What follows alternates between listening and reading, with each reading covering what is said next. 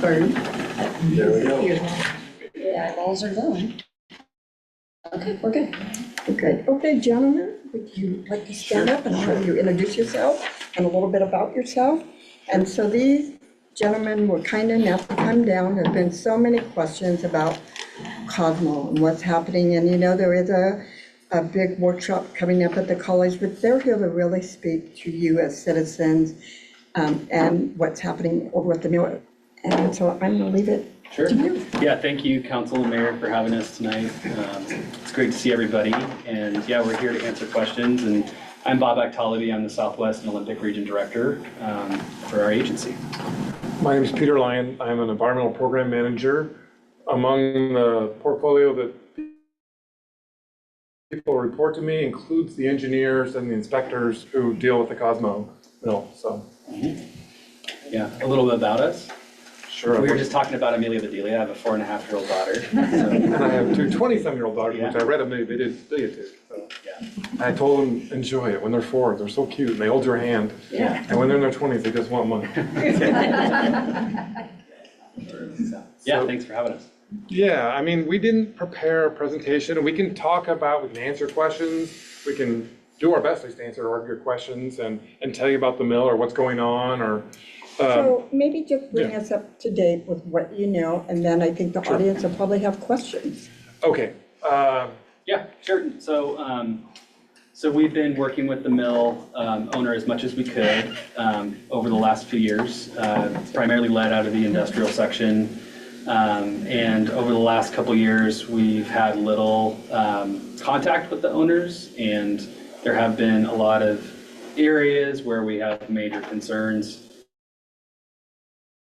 and we see some risks associated with the facility. So kind of leading up to the point at which we issued a large penalty to the owners, we tried our best to work with them. You know, I think as an agency, we really recognized the importance of the mill and or the fibers and the opportunities for economic development. And so we were giving him time over the last couple of years and working with them to try to get the things that have the highest risk taken care of.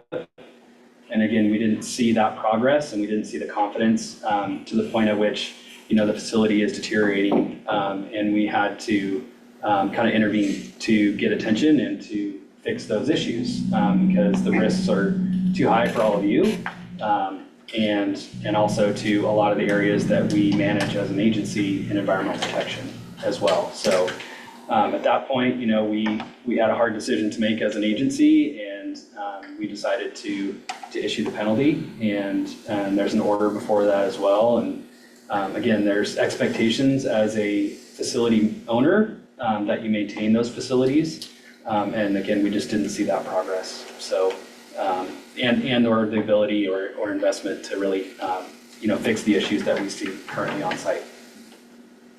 So you want to add anything? I'll add I'll give a shout out to your local emergency responders, the Environmental Protection Agency, Department of Health, local Grace Harbor Health Department. It's been a collaborative effort to monitor things up to this point in time. There's been meetings. I've been a participant at least in a meeting in this room a while ago. So there's been a lot of collaboration about kind of just, well, what if and who's looking at things and keeping track. So I'd like to say thank you to all the other parties that's worked with ecology. As mentioned, we have a public meeting / hearing scheduled, I think, for September 9th. It's at the community college. The purpose of that is where we're at now is we are proposing to enter into what's called an agreed order with Mr. Bassett, the current owner, and Weyerhaeuser, the previous owner. And that will be the focus of that is on examining whether there was any contamination over the 70 plus years this mill operated, approximately 70 years, doing, you know, if the parties have agreed to this process versus us dragging them into it, which means they basically waive their right to appeal. And that means they have 120 days to present to ecology a work plan at which they would start doing an investigation of the site. So that's kind of the next best big step, and I encourage anybody who has an interest in cleanup and about this site to attend that particular meeting. Yeah, I'd say we've been very coordinated with the federal Environmental Protection Agency on this too. There are precautions in place if there is some sort of incident at the facility. So, we don't want to raise alarms that there's not protections there, because there are, as well as all the local partners do. And there's no sign of contamination either. So I know one of the questions the mayor kind of expressed to me was, is this getting into our drinking water? How severe is this? That's not, to our knowledge, that's not what's happening here. There are certainly degrading facilities and there is a high risk that something could happen. But that's why we decided to take the actions that we did right now, is because we were afraid that we might get to that point at some point down the road. So we don't want that to happen, especially with the sensitive location of these facilities, that this could impact if it's not treated the right way. So does anybody have any specific questions? I mean, we can keep riffing on it, What date is that meeting again? but September 9th. And there are flyers printed on the back table if you want more information about the meeting. And there's also an open public comment period right now, so if you have thoughts, you can go on our website and provide your comments about the proposed order. So you had a question? Yeah, so has there been any testing to date as far as the water or soil to see if it is contaminated? Not that I'm aware of. Typically, I mean, it's possible that over the years, Weyerhaeuser / Cosmo Specialty Fibers, or now Mr. Bassett, have done testing independently. They've not reported that to the Department of Ecology. So Is that testing planned? that is what this next step is about. It will be, and again, an investigation. Usually, the term they use is called a remedial investigation and then a feasibility study. So they'll go around and they'll submit a work plan to the Department of Ecology for our approval, where they talk about what the sites they're going to test, how they're going to test it, and generally both groundwater and soil. So It's a very thorough investigation. That's why, unfortunately, cleanup processes take a lot of time. But in that process, we have to be very thorough to make sure that we're cleaning up to the maximum extent that we can. So it does take some patience, especially with a massive site like this. But that's the idea around this, is that they would do a very thorough sampling plan to understand exactly what's where. And I just want to speak to that. There were some questions, is this getting into our water? We work with community water systems out of Raymond, and they test our water on a regular basis. We have to provide reports to the Department of Health, and there has been no concerns. Do they have a deadline as to when they need to get back to you guys? in terms, we've had various contact with Mr. Bassett over the years. Most recently, we issued our penalty, rather, I think approximately, forgive me, I don't know the exact date, it was around August 20th, July 20th, July 21st, that time frame. He has 30 days by law to appeal that penalty. It's been 30 days from the time he received it, and I believe he lives in the United Kingdom. So I don't know what day he received. I think by next week, we'll know whether he chose to. At this point, we don't know. But lots of hands. Are there still such things as Superfund sites? And if Mr. Bassett wants to continue to create some kind of mill there, then it wouldn't qualify for a Superfund site, or? Well, Superfund is a term that the federal government uses to describe a process they have. And it's akin to what the state has. The state has its own, like the federal program. And so at this point, the site is not a Superfund site. It potentially could be, but I don't have any reason to believe that, or knowledge about that. Yeah, but the two processes look very similar in their goals, so very similar objectives, so you wouldn't get any different, the site wouldn't get any different treatment in terms of cleanup.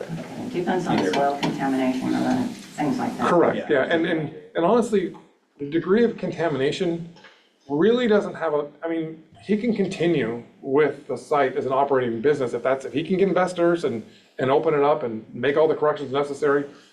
The two are not linked. As it currently stands, he's some legal options in front of them. And so if they were to start they would start the investigation around the structures that exist. So, because again, he's the owner, that's his property.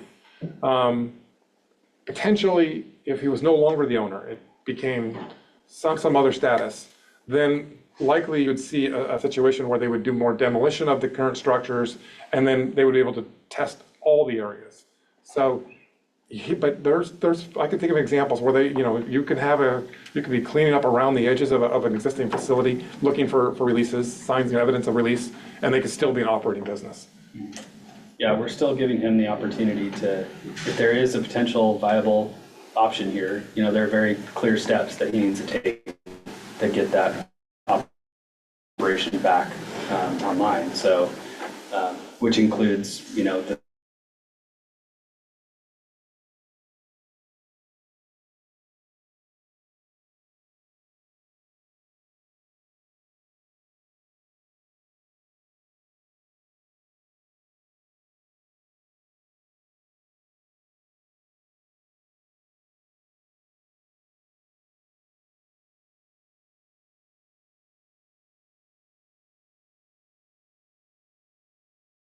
Traditionally, the county long time permitted them as landfills, and they decided that wasn't appropriate, so I think they call them sludge ponds. So they're all sort of there. It'll all be part of the same situation.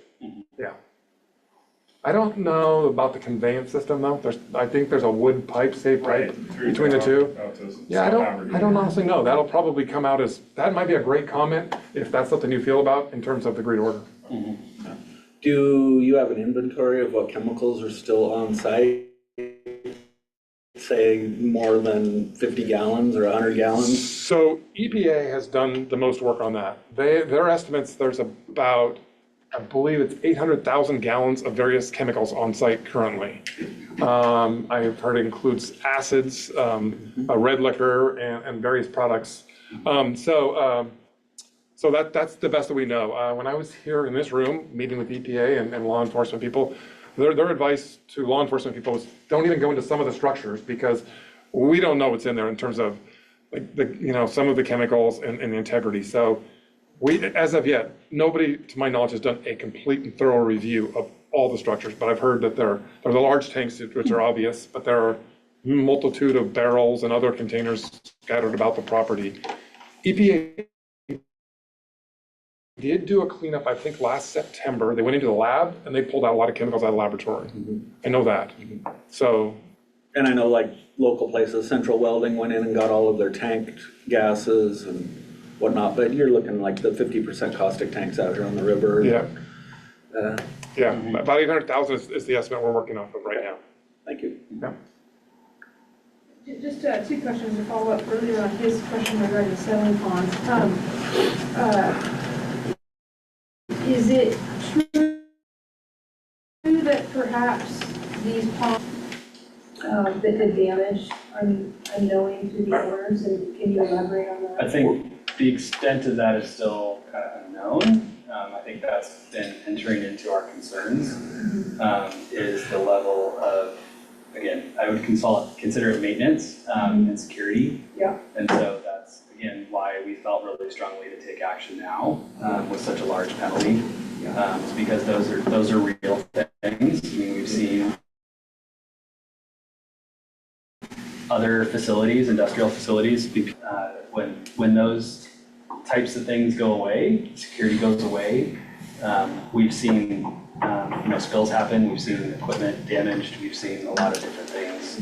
So, yeah, I mean, we don't know the extent of it though. I've heard there was copper thefts. Yeah. Yeah, it's what I heard, and I assume that there's other metals that have some value on site. We're concerned. EPA has paid for a nighttime security. They're currently doing that, and I know that there's a camera, Cosmo does have, that walks the property during daylight hours. We have a significant transient population here in Great Cover County that has a history of causing significant damage to buildings and personal property. And so understanding those impacts that the transient community might do to important settling ponds or infrastructure that could then impact that. The other comment that I want to make is that I know that we hear a lot of concerns about our drinking water. but we get our water from the city of Aberdeen. Yep. The city of Cosmopolis purchases water from the city of Aberdeen, and so we're drinking the same water that the city of Aberdeen is. So I think that concern is really, of course it comes up, but I think that we can have assurance that it's safe and it's coming from our neighboring city. We don't, I think that's a factor. With this agreed order, if Mr. Bassett did want to start the mill, he could, as long as he's participating with the agreed order and continuing. So, for example, he could come in tomorrow or next week and start the mill, as long as he's working with the agreed orders and following the proper protocol. Is that correct assessment? I would add to that. So as part of the penalty that we issued, there are various steps he would have to take to come into compliance with the rules that he's currently violating. And they involve our dangerous waste violations, our air quality rules, and our water quality rules. So he would need to come in compliance with all of those rules. In Not order to mention some of the things that, Yeah. but that we've heard. I mean, again, we don't have confirmation on it, but, if a lot of the materials have been damaged, then it's gonna be a pretty steep lift, I think, to get that back operational. But he could be operational if he works with the Totally. Department of Ecology. That's, yeah, And that's that's, the hope too, I yeah, imagine. absolutely. That's what we've been messaging to him all along, is that we support his goals, but he needs to do it in the right manner and safely. And I suppose from his perspective, since Weyerhaeuser is a participant in the agreed order, that complicates things because they're also need to be part of that process. Would that be a correct statement? Weyerhaeuser's liability extends to historic contamination on the site. And they operated the facility for, I think, 50-plus years. Where things would get, so Weyerhaeuser has a choice. My understanding, Weyerhaeuser has indicated to us they will sign the order, the agreed order. So that's where we're at. Positive. Yeah, so, but I think their focus is on historic contamination, not necessarily the current risk that's maintaining the current site. They sold it, my understanding, when they sold the facility to Cosmo in 2007 or 8, I'm not sure what it was, I don't know that timeframe, they had cleaned out the chemicals, they had done all the things that they should have done in a proper transition. And so when Cosmo left and sold to Mr. Bassett, they did not. They left everything on site. Thank you for that clarification. Yeah. So just for clarity, Bassett has agreed to come together with Weyerhaeuser and Ecology? He has signed an agreed order, which basically means he waived his right to appeal the cleanup. He's accepted that responsibility. Okay.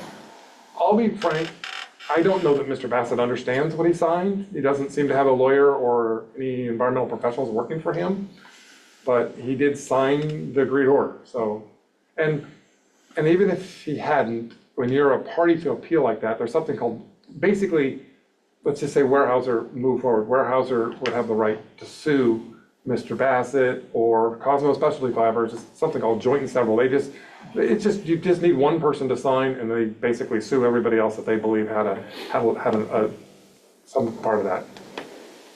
And how likely is it that can be enforced on someone who lives overseas? The courts have to decide that. Yeah. I don't know the answer to that question. No question behind you. Yeah. It was just a clarification. There's two sets of ponds. Yep. There's a set of ponds at the pulp mill itself, and then you have the ones out on the Westport Highway, the ponds out there. Just so people understand it, they come in Blue Slough and they look, those are only a portion of what is out there. And we were at that same meeting, not so much. Correct, the Westport ones, correct. And my understanding is that occurred after the power was shut off, after there was no security. Nothing happened prior to that. Yeah, I don't know. Yeah, And they're about a mile, they're pretty far, aren't they? Yeah, just out of south. And I don't know if the security ever went that far down, to be honest with you. they did have security, they had power, electricity, water Okay. running out there. And then when my understanding, when Mr. Bassett didn't meet those requirements and things were shut down by EPA, that Am I correct? Yeah, That from then what the there was explanation some was from EPA. vandalism at that time that occurred. I think one thing that might be worth pointing out is that there's a pretty comprehensive plan in place. I send out a person here every month. The spills people, part of the Department of Ecology that's responsible, they're available 24 hours, 7 days a week. They're been to this site, come frequently. They're prepared to respond to any incident. EPA, there's a fairly coordinated response plan set up if something were to happen. That's correct, and I do sit on that team. We do get updates, we do have meetings, and Pro Tem Skinner also sits on that team. So, we do meet regularly to reassure the citizens here. Yeah. Did you have a question? Or, okay, sorry. I don't know, how long can those chemicals sit on site without anybody doing anything about it? I don't know if you've answered that question or not. At this point, it's a little confusing. I haven't. It's a kind of a confusing question because Mr. Baskett says that they're his property at this point. They're chemicals, and they've been sitting there for a lengthy amount, 2 years, I think, at least. So at some point, there's going to be a decision where those are no longer a valuable product, but they're just something the term they use is called speculative accumulation. He's just keeping something on site and just hoping that he'll have some answer for it. And in some point in the legal jargon, they're going to decide that's no longer a product, that's a waste, and there'll be some directives. But we're not there yet. It's still a product. As that whole site belongs to him, he's the owner operator, and he has control over that site. Well, the thing is there's a couple of chemicals over there that need heat in order to stay liquid. And so if they start crystallizing, then they're no longer a liquid, and that's going to make the cleanup that much harder. I don't dispute that being proactive here would be a lot more efficient than being reactive after a spill occurs. No question about that. Another reason why we issued the penalty we did. And there's degradation of lines and gaskets and everything else going on at the same time, that those chemicals are eating up slowly. So I think the EPA spent a year, and they told us that was 7 months, 8 months longer than they usually spend on a site to clean up and try to identify the messes and control what they could. But they are related to us that they're concerned that they can't continue. Will we have someone from the state or there on site keeping an eye on that, or just once a month we have somebody drive through? So my understanding is from our director told us this week that he met with the regional administrator for EPA in Seattle, and that they are going to be out here for the foreseeable future. So that's my understanding. Thank you. We have another meeting with them, myself and the directors and administrator coming up here soon. Talk through that. Okay. So. And we do, the citizens, myself, we appreciate that. Yeah. We appreciate the eyes on the site. The EPA has gone way beyond what they typically do and what they've done. And so really do want to show our appreciation for their investment. I hesitate to ask this, and I hope it's the right form, but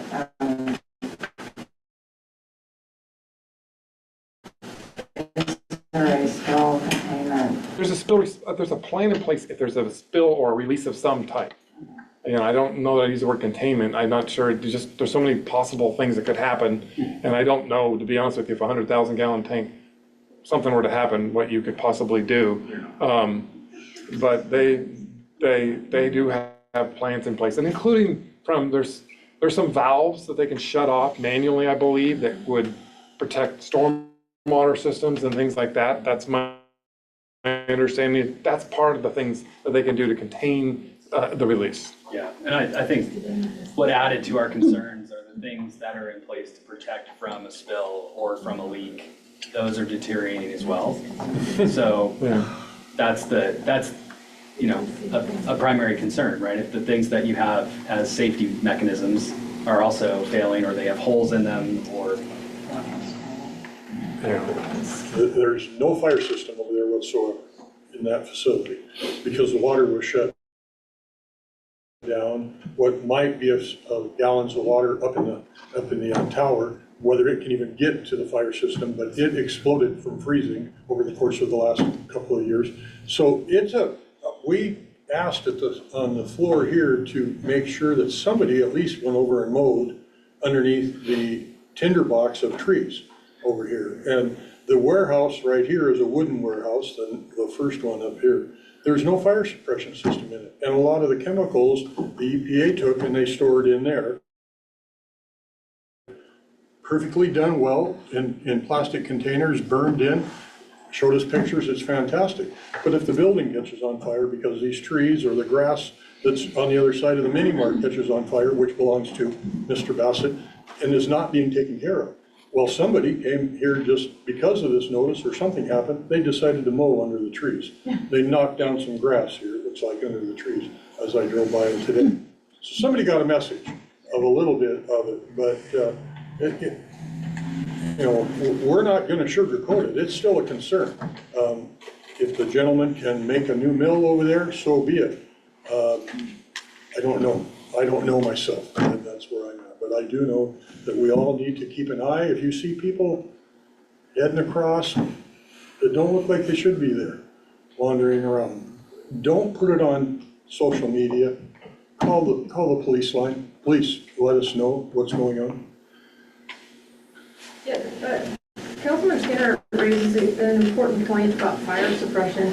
Does it behoove the city to turn the water back on to that facility in the event of catastrophic fire? So the main water came from Aberdeen. The only water that Cosmopolis provided was potable drinking water for toilets, and that would, their main water, if there was that type of issue, that would be from Aberdeen, and that was shut off. The PUD made a decision to shut off power. So if Councilman Skinner is concerned about water suppression, who can turn that back on for an emergency situation? The city of Aberdeen controls the industrial water line. That they turn it on, they turn it off, and when they didn't receive their payment for it, they decided to shut the water line down.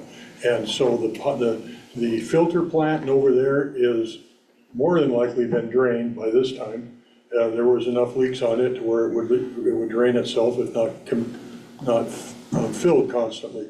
So there is, other than in that water tower over there, there's not a way other than coming from a hydrant from across the street here to take care of anything on the inside of that facility. So did the mill pay the city of Aberdeen directly? Do not, I can't answer that, I'm sorry. Yeah, we can't Daniel. speak I don't to that. know, so I would. You just mentioned that he didn't pay his bill to Aberdeen, so they shut it off. So do you? We were under the impression, or have been told, that the reason the industrial water line went down is because of the bill. Because the PUD went down was because of the bill. Because of the potable water from the city of Cosmopolis, we could only carry it so long in the financial situations that Cosby's in, so it had to be shut down as well. And those would be public record requests, Yeah, they're all if you would like that. I'm just making the comment that if it's a fire hazard, right, and there's no water hookup, then that should be a concern to everyone in the community, right? Yeah, that's what I'm trying to And so if the express. city has the means, or if they're able, if the September 9th hearing, or if the city has the means to work with the city of Aberdeen to make sure that there's proper water available for fire suppression, to me, you raise a very important point. If the water has been turned off and there's no fire suppression and that bill goes up, all the homes in Cosmopolis are impacted. So I guess my point is, I'm concurring with you and agreeing with you that perhaps we should have a plan to have water turned on in some capacity to make sure that we have a response to fire suppression.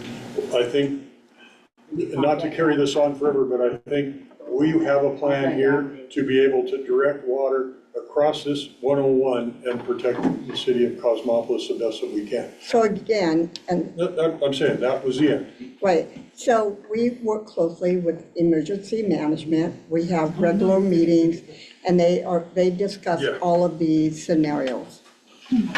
And Aberdeen, many representatives from Aberdeen, Cosmopolis, and emergency management are out there, and there are discussions around all of those topics. Thank you. I just bring it up because I know the city placed a lien on Mr. Bassett for unpaid water. So, gosh, if there's a way we can fix that to protect the citizens, I would be for that. Again, we can't speak to that. Questions? I have a question regarding the water supply. Is there an industrial line that comes in Akazi for the mill and then a separate line for the citizens? No, Okay. We have we one, have a separate, complete separate system than what the industrial water line was. Industrial water line fed multiple facilities all the way through Aberdeen and into Hoquin, the industrial water line does.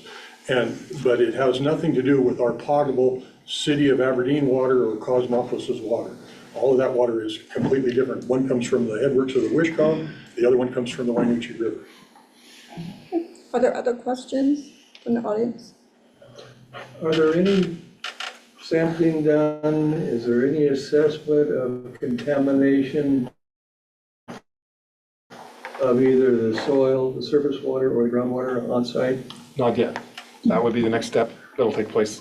And that's what the meeting on September 9th is about. The plan to do that sampling, but So it's that- not, we are unaware that it has gone offsite. So it's, to our knowledge, nothing has moved offsite. So at this point, we know what's on site as far as chemicals go, but as far as historically, at this point, we wouldn't know if there was CFCs or PFAS on site or in the ground, I mean, right? Correct. We wouldn't know until testing happened. I mean, it seems likely over 60, 70 years of industrial operations, there were spills and releases. I don't dispute that. But we wouldn't know extent. We just don't know the extent, and we don't know what was released, and we won't know where it went when it was released. And that's what the whole point of this investigation will go through. And the site is defined by the size of where the contamination exists. So on property, off property, the site is defined by that. So, yeah, just like, It's a large Sarco, footprint. the region, the entire Puget Sound region was the site. 100 for acres. Sarco. Yeah. Tacoma. It's 100 acres. And there's big liabilities associated with that. So I want to follow up on this gentleman's remarks, because it sounded to me like in your short presentation, there's a lot that you still don't know what's going on over there. And I'm a little confused because I've hosted audits with, ORCA and the EPA and the DOE at times, and I would think that there would be some documentation of audits over the years that were performed over there by all those agencies, their insurance companies, safety companies. Is that not available to you? Well, ecology doesn't routinely do soil sampling or groundwater sampling at operating facilities. It's just, we do it when this process that we're just about to enter into starts. Are there records from previous releases? There may be, and that'll be discovered as part of the process. That'll be part of the investigation. They'll go through and talk to whoever the insurers were for Weyerhaeuser. Weyerhaeuser must have some records. We're in contact with Weyerhaeuser. We'll ask them about it. We have records. We've permitted this site as probably since the early 80s is my guess, as they've been under environmental permits from the Department of Ecology, if not sooner than that. So we have our own records of probably, of various little events. We'll go through, that'll all be discovered, put into the record, but generally, and they'll look at activities. Like if an area had an activity that had hazardous chemicals associated with it, they'll tend to focus on the groundwater and the soil in those areas. So they will do all that stuff. And also the reality is if there was a spill 30, 40 years ago, and let's just say it was hydrocarbons, in all likelihood it's gone. It's gone to the groundwater, it's evaporated. So it's just, Zoom question? Sorry, gentlemen. People on Zoom are wanting to ask questions, and I just got notified of that.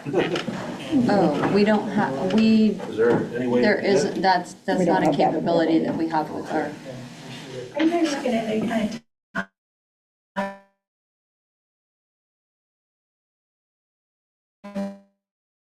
frame? I know that's really obscure to ask, but You always, Immediate deadline is, well, there's a couple things that are coming up. Again, Mr. Bassett has 30 days to appeal the permit. That's going to be up in probably next week sometime. That's a deadline of sorts. If he chooses not to, then maybe gives the ecology some direction of the fine and the actions. And that starts a certain legal process. The September 9th is a step that we do in cleanups where we solicit public input for this agreed order. And then once we get through and we're asking comments now, you can submit those comments. We'll put them together and they can weigh in whether we agree to the agreed order as it is or needs to be changed. Then after that, we would, there was 120, the companies have to come back to ecology with a plan for how they're going to investigate this site and do the file reviews as you were kind of looking at their historical activities. Weyerhaeuser, since they said they would agree, they would probably want to focus their energy and their efforts towards things that are most likely to be contaminated. So they would have obviously product knowledge or historic knowledge. So things that are just with Mr. Bassett's situation that's just unclear at this point. I don't think you're going to see people over there digging probably in the next few months at the very minimum. I think it'll likely be, some point in the indeterminate future. Yeah. Yeah, I mean, I think, as I said earlier, the cleanup process is very thorough. So there's reasons behind that. It's probably the number one thing that I hear from communities is it doesn't go fast enough. So I'll let you know that. And that's even with a compliant, somebody we're working with, a company. So, it does take time and there's a reason behind that. And we want to make sure when we're doing it, we get all of it and it's cleaned up the proper way. So yeah, I would just say it is frustrating. It is for us too, but there's reasons behind that. Vicki Brains is the former mayor of Causey, and she's the county commissioner. She was texting Mark. She can't talk on Zoom, but she had a question, so. Hi, Vicki. Hey, nice to see you again. I have more of a comment than anything else. I just want to make sure, I want to reiterate what the mayor said with respect to our Department of Emergency Management is involved as well as the sheriff. I spoke with the gentleman there. I do believe that Richard Bassett is planning a response. Last that I spoke with him, that was his intention. But I want the public to know from the county's perspective that safety and public safety especially is our number one priority when it comes to fire response and healthy drinking water and issues around the pulp mill, that the community comes first. And I want to make sure that people are aware of that. My hope would be that the mill, but that's yet to be seen, and they need to get back several hoops and many mountain peaks into valleys before they can do that. But I appreciate ecology support and the willingness to be open and discuss this with us. So thank you very much. Yeah, thanks, Vicki. Other comments on the floor? This is your, I've had lots of phone calls, so this is your time to get some answers. And I don't know if you can answer this in a realistic way, but how concerned should we be about this, an imminent spill?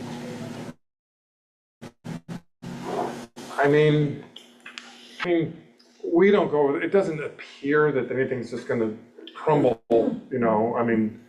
just spontaneously.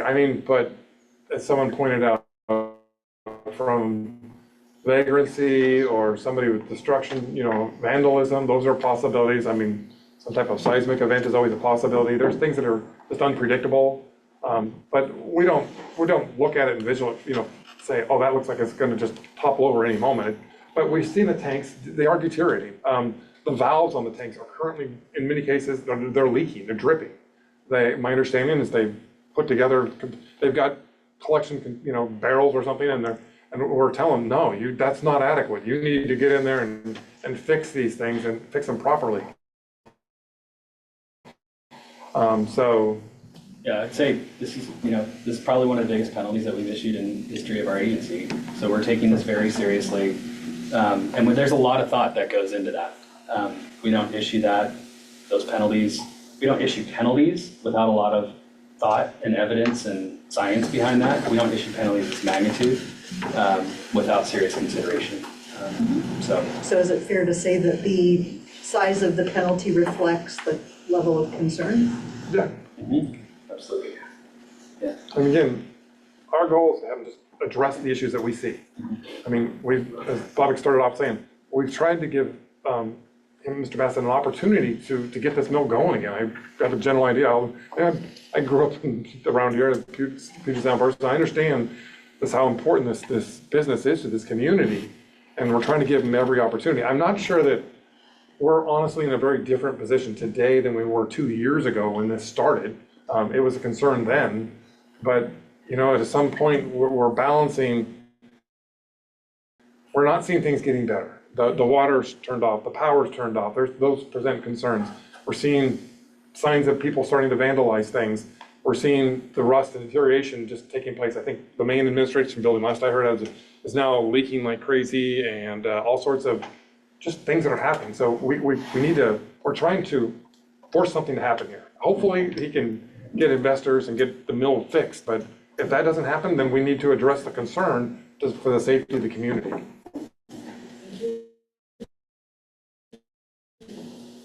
Right, so if he knows what happens. I mean, if he just chooses to just stay in the UK or wherever he's at right now, then what is it how long do you wait? You said 120 days? Well, 120 days for that cleanup.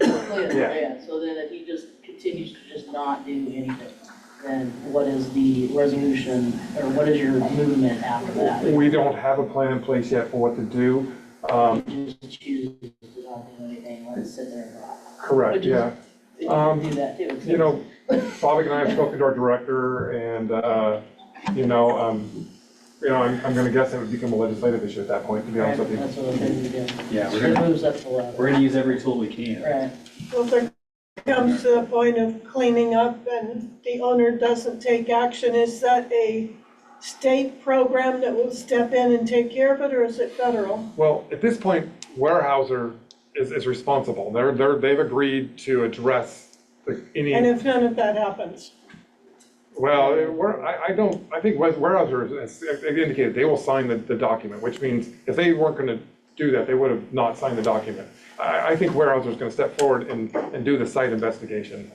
So, which is slightly different than addressing the chemicals that are currently on site.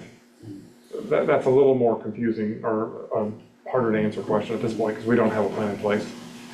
So I think that, and no, I mean, to your point, there is not a state program that would pay for these private companies. So. In contrast, can you share what happened at Grace Harbor Paper? I mean, is there any comparisons there on the demolition and cleanup of Grace Harbor Paper and Hopewell? Because I recall, this is sketchy, a bank paid for a company to come in there and demolish the facility, the facility. And I'm guessing that I remember the sludge, they pulled the clarifier solids and all stuff like that. Actually, I seem to recall the PUD had something to do with some of this stuff. The PUD got involved and took some responsibility because I was slightly involved in they cleared out the big tanks, the wastewater tanks, and there were various parties that associated with either insurance or loans that took care of the facility itself. Now, it's been sitting there, as you know, in a big pile of rubble for years, and they're working on the cleanup action plan. In that case, there's not an agreed order right now. I don't know that there's a agreed order there. I guess the similarities is, we have these aging mills because we're an industrial county. And I remember and recall at that time, it was a big deal, Grace Harbor Paper, but, that seems to have moved in a positive direction. So one would hope that, perhaps this can be fixed too. Yeah, there's across the region, it's an industrial region. I mean, there's a lot of different sites that are in the same position, yet we've had huge successes in recent years with some of the bigger sites too. So, you know, it kind of depends on each site. Everyone's kind of unique in the ownerships, the liabilities, the process in the region. Some of the most well-versed. I mean, some of our managers have been around for 30 years and have just such a deep history and know how to really maximize the authorities that we have to get things moving, but it does take time.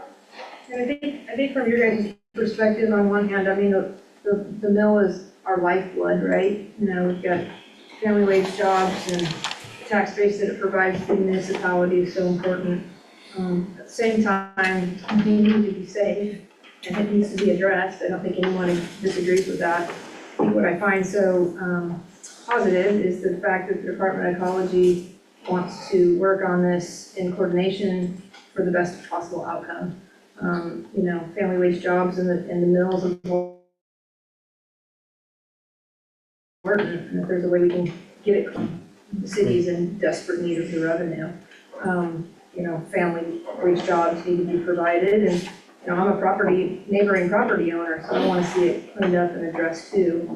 But we have seen success stories in Cowlitz County and Port Angeles and Tacoma and, you know, all over in the industrial district where that can be done. And my hope would be that the city council would one, work on making sure it gets cleaned up and the citizens are safe, and two, try to find a way where we could restart the mill. So appreciate your collaboration with that hope, I guess. I mean, I think the biggest successes we've seen as an agency is in partnership with the local government. So, you know, working with the mayor, working with the county commissioners, you know, open lines of communication around that. That's been really helpful for us too. I think you pointed out exactly right. It's a tough position for our agency to be in. We want to make sure that the environment, the community are all healthy and safe, and yet, you know, we're just not seeing the kind of progress that we're seeing. We want to see the economic development too. You know, this is, you know, working with coastal counties now for 14 years, it's been at this agency, and, you know, really trying to support that vision for either transition or bringing back industrial facilities. And there's no easy answer to it, especially when you have a private landowner. And though we're giving Mr. Bassett all the opportunities here, and it wasn't just a 0 to 60. That's not the process we used. There was escalation steps within that. So, you know, we don't just go from 0 to $2.3 million penalty. That's just not in the way that our laws are written.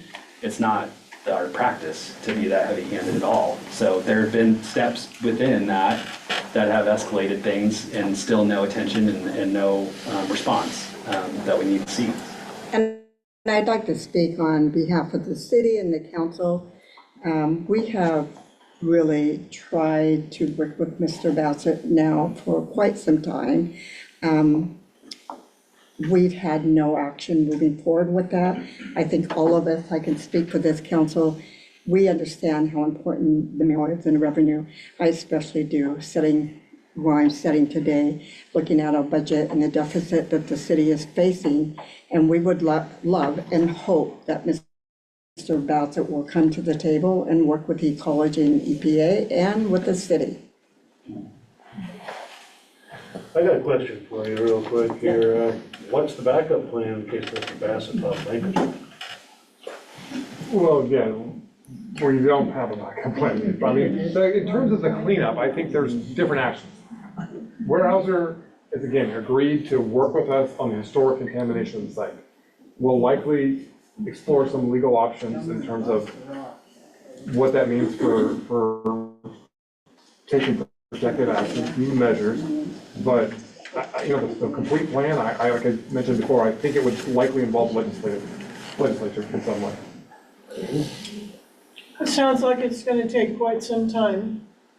It may. I can't put a timeline on it. I can tell you that things will be happening the whole time, but I don't know when things will come through. You'll see it over here across the street. I mean, the legal process in itself is ridiculous. Which is why we try to avoid it. We try to work with people the best we can, because we know that avenue is not the most, you know, timely, not the most productive. So That's why we wait and make sure that the decisions we're making are thoughtful, given all the experience we have with our agency. And unfortunately, he's not coming to the table to participate.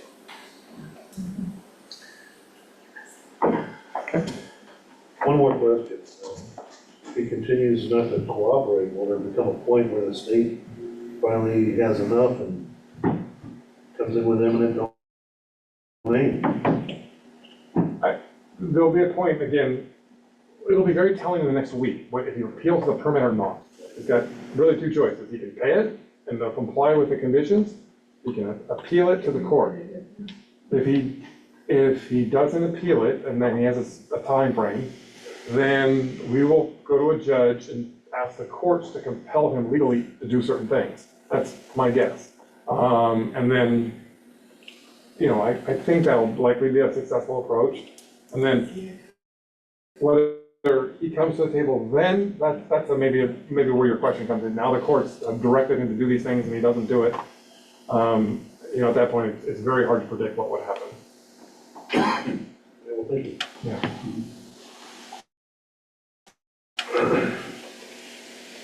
Other questions?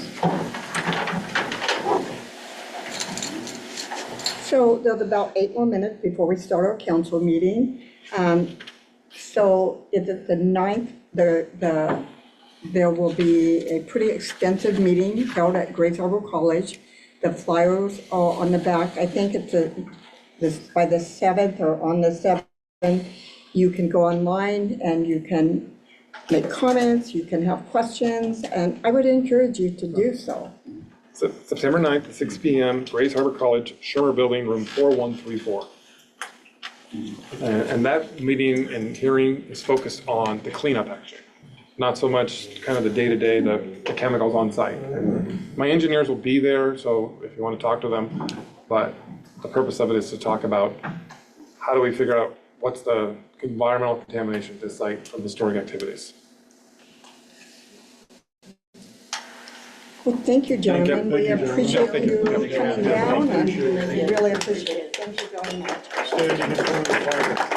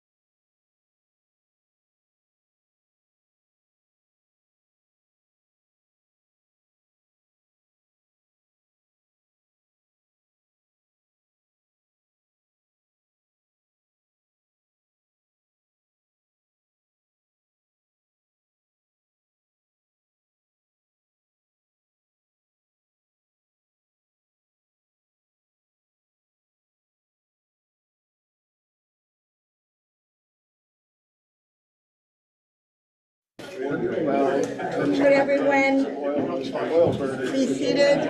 Boiler. Okay. All rise for the salute to the flag, please.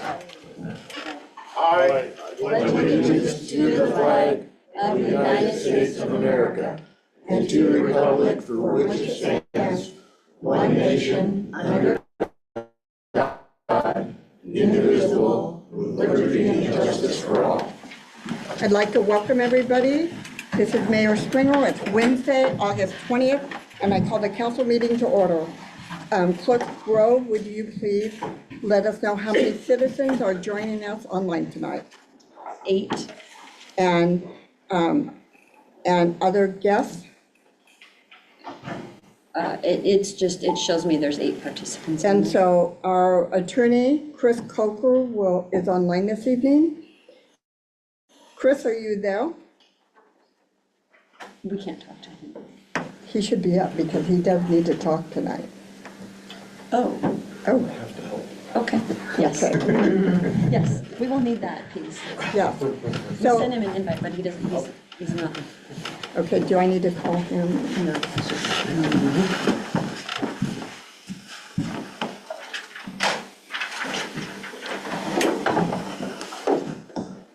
It's not Bluetooth? No. We can go to roll call.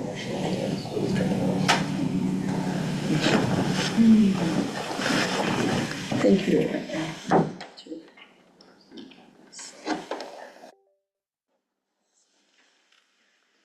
did invite him as a participant. Right, and we can call him. No, he's off now. He's offline. This is Chris right now. Hello, Mr. Coker. You didn't get the...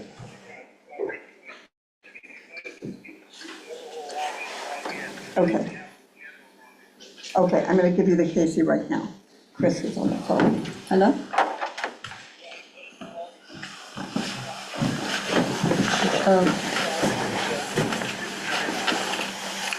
Oh, okay, I did invite you as a participant on an email, but you're not getting it. Hold on just a minute.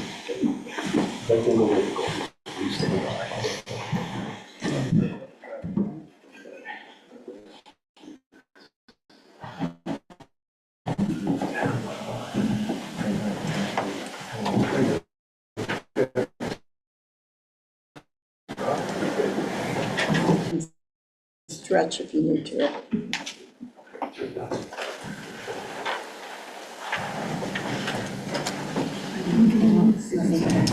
me just.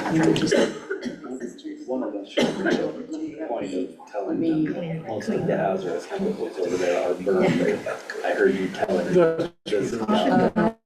Yes, and I did. Probably should have let the rest of it. I'm old enough to be And those burns were defined both like 2/3 or something. No,